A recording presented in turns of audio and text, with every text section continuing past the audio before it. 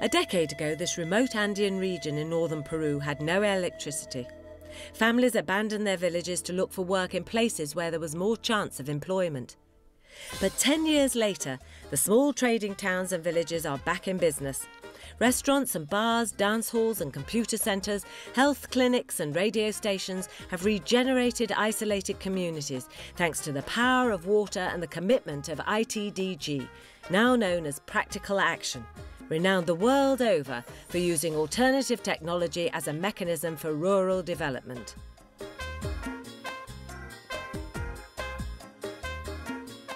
When we didn't have electricity, everywhere was silent and monotonous. Then, when light came to our village, the children were able to do recreational activities. It changed our way of life.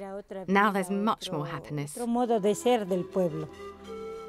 The key to this happiness was to harness water from the fast-flowing mountain rivers, converting it into electricity via locally constructed micro-hydro systems built to Practical Action designs. This is where the water is collected via an inlet 1,500 metres away. Here, the sand and fine stones are removed, and then the water passes through a pipeline to the powerhouse down below.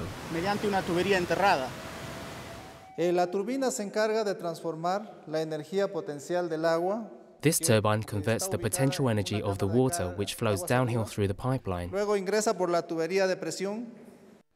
La turbina transforma. This is then transformed into kinetic energy by the turbine, which the generator then converts into electricity. Energía eléctrica. The power runs round the clock, 24 hours a day, and the operator can manually adjust the flow depending on demand. Working with the community, Practical Action has developed a small business approach to hydro management. Teams are trained involving a manager, administrator and operator.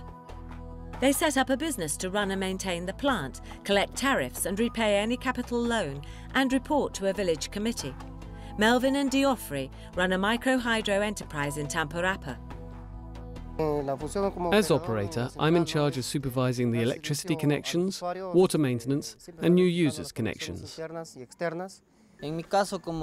the administrator, I keep the accounts, check the bills and am responsible for demanding payment. The electricity tariff is set by each individual business team at a rate per kilowatt hour. Larger users pay a reduced rate as an incentive to start up businesses.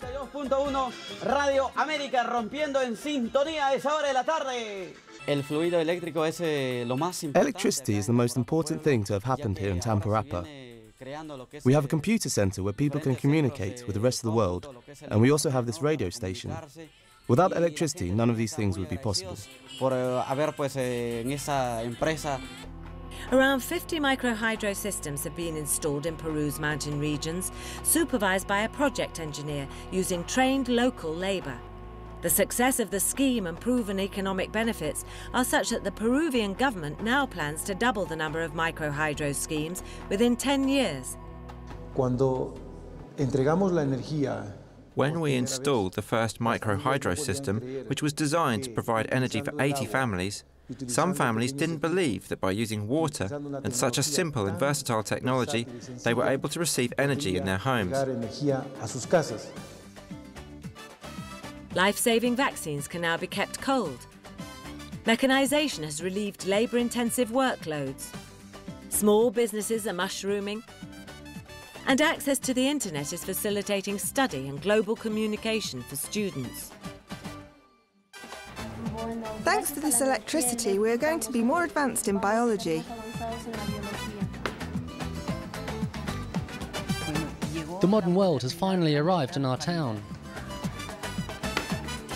Because of technology, our knowledge is greater.